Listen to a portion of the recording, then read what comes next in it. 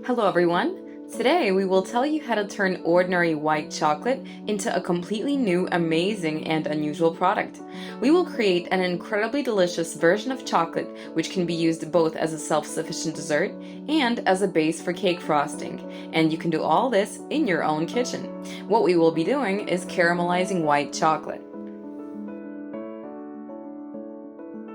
These beautiful chocolate hearts and pieces were made from such caramelized chocolate. We use them in our holiday sets for Christmas, Mother's, and Father's Day. They're very popular. All these sweets were made from tempered chocolate. Caramelized chocolate is also a very good base for glazes, frostings, and ganache. Any dessert made with white chocolate acquires a completely new and unique taste when made with caramelized chocolate. This kind of chocolate is perfect for making ganache frosting. Look how beautiful and golden it is, simply mesmerizing. The recipe for such ganache you can find in our lesson on the 4 types of ganache. I'll leave the link for you below this video. In the process of caramelization, chocolate thickens, so choose white chocolate that contains a greater percentage of cocoa butter, 30–34%, or just use additional cocoa butter. Our chocolate has only 28% of cocoa butter, so we will add some to the chocolate. You can find the proportions for this below the video. We will caramelize our chocolate in the oven. You can also do this in the microwave, but then it will be more difficult to control the process, and the chocolate might easily burn. We will be baking it on a silicone mat. It is much easier to work with than parchment paper, which is also suitable but will constantly bend and rip. You can also use a Teflon sheet. So, let's start caramelizing. Preheat the oven to 120 degrees Celsius conventional mode. Lay the silicone mat out onto the baking sheet. Spread the chocolate out evenly, almost to the edges of the mat. Note that when melted, chocolate spreads, so if there is too much, it may leak under the mat. Our first task is to melt the chocolate.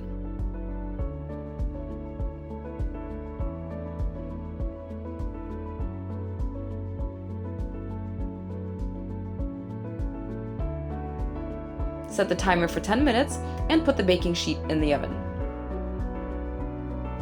When the timer rings, take out the baking sheet.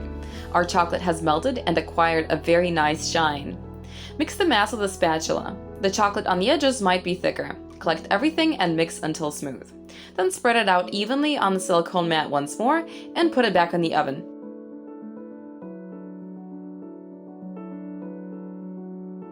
Set the timer for another 10 minutes. While our chocolate is baking in the oven, melt the cocoa butter. Use only dry, clean dishes. Melting cocoa butter in a saucepan is faster than in the microwave. In order to not overheat it, place the saucepan on medium heat, and as soon as you notice the butter on the edges starting to melt, remove the saucepan from heat. The rest of the butter will melt by itself.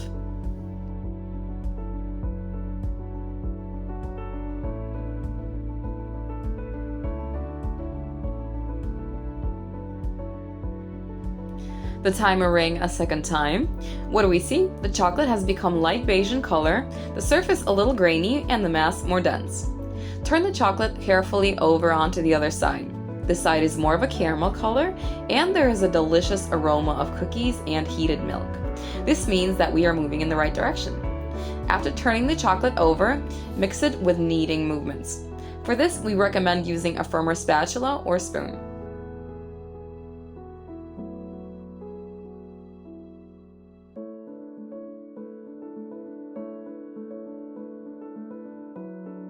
Spread out the chocolate evenly once more and put it back in the oven for another 10 minutes.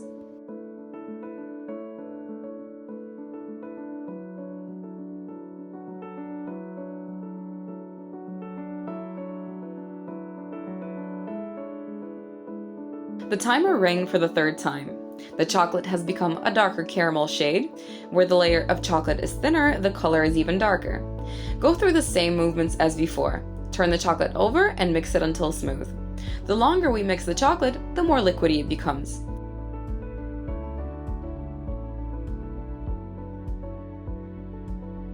Spread an even layer out onto the mat and put it in the oven for 10 more minutes.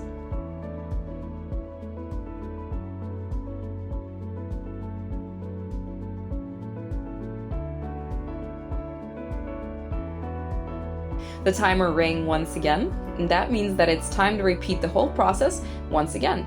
Collect the chocolate, turn it over, and mix. How do you tell that the chocolate is ready? By the color, smell, and taste of it.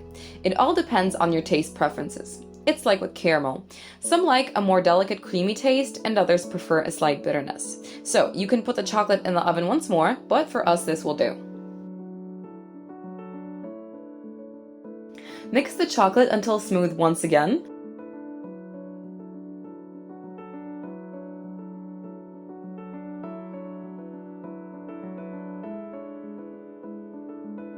Put it in a bowl.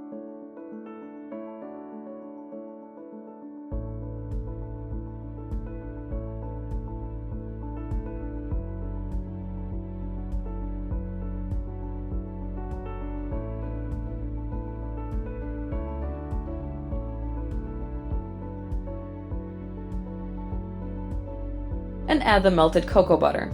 Its temperature should be about 25 to 30 degrees Celsius. If the cocoa butter has started to thicken, heat it up a little. Lower the immersion blender into the chocolate and start blending at low speed because the chocolate will still be quite dense. When the mass combines a little, bring up the speed and continue blending for a couple of minutes. Be sure to pick up what sticks to the bottom and blend that too. I wish you could smell this aroma of hot milk and cookies. It's just magical.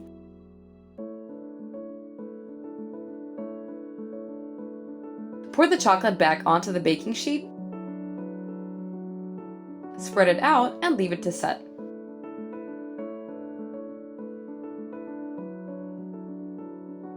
Voila! Our caramelized chocolate is ready.